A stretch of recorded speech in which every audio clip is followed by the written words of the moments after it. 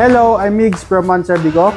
May titignan pala tayong property na may lot area na 300 square meters at floor area na 900 square meters. Kung makikita nyo guys, included na tong driveway sa property. Naka-automatic gate na rin yan guys ha. Ayan. Kasya dito, mga van, sedan, malaki ang magkakasya dito. Tapos ito, may sarili rin parking tong property na to. Nga pala guys, itong property na to, pwede to sa mga gusto mag-compound, sa mga company, or sa mga pamilya na malaking pamilya. Yan, pwede sa inyo to guys. So tara, pasukin natin ngayon tong loob. So ito, tsaka yung kabila, same lang naman to. Pero itutour ko pa rin kayo mamaya doon. So ayun, ito yung living area. Yan, pagpasok nyo. Living area, tapos may aircon na rin yan kasama. Tapos may access din to. Ayan. Access din to.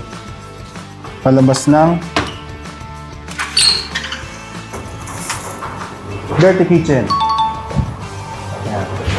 May dirty kitchen na rin to dito guys. Tapos may pintuan din dito. Papasok naman ng kitchen area. Ayan. May cabinet, exhaust, stove, sink, may mga modular. Yan, kasama na lahat sa benta yan kung ano nakikita nyo.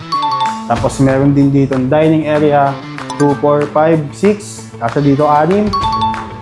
Yan, malaki-laki yan. Tapos ito guys, dito sa ground floor, meron din ditong sarili shower room. May sink, may toilet, at may shower. Tapos ito guys, access to, palabas lang to ng carport. Tapos ito, may room dito. Kayo na bahala kung anong gusto nyo ilagay dito. Yan. Malaki-laki na rin naman siya. Pwede rin itong gawing maid's room or sa mga matatanda, pwede. Para hindi na umaakyat ng second floor. So yun guys, tara. Akit ngayon tayo sa may second floor. So yun guys, dito naman tayo ngayon sa may second floor. Nga pala, may third floor to, mamaya akitin natin. So may 4 na rooms dito. So unahin na natin ito. Yan. Malaki-laki rin naman siya. Pwede na to sa mga teenagers o sa mga bata. Yan. Dito yung kama siguro. Yan. Tapos ito, pwedeng ditong study area or kung mahilig mag-makeup yung mga anak ng babae, pwede dyan. Yan. May wardrobe na din. Tapos may sariling CR na rin to guys. Para hindi na bumaba. May sink, may toilet, may shower. Pwede na yun sa isang teenagers. So ito, pangalawang room. Ganun din, may CR na rin. May sink, toilet, and shower. May salamin na rin to guys. Pag makita nyo yung labas. May mga wardrobe na din yung kasama. Ito, isang room. Medyo kakaibang disenyo nito. Pero same lang din ang laki.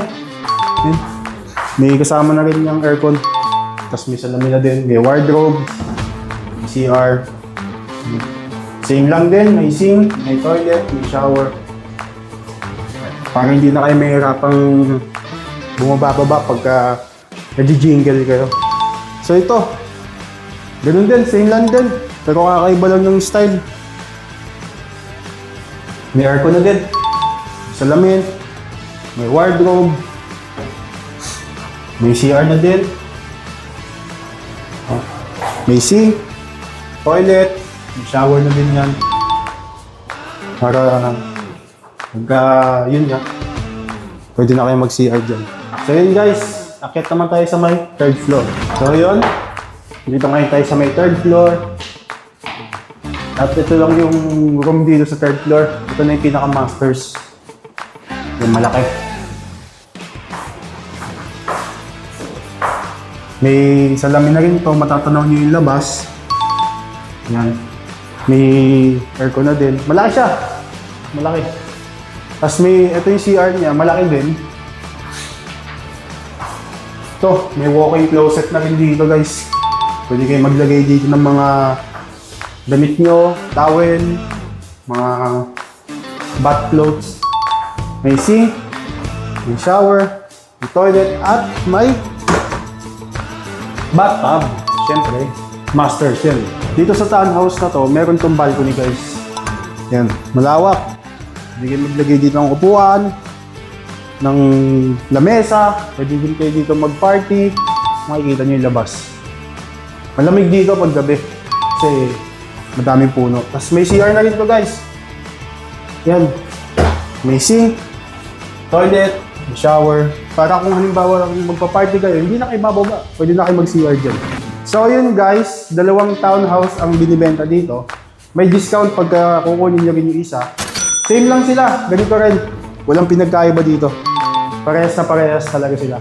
Kaya perfect to sa mga gustong mag-compound, sa mga madaming pamilya, laki ang pamilya, pwede sa inyo to guys. So ayun, kung interesado kayo sa property na to, wala na kayong ibang i-message pa. Man Servido. See you on the next video.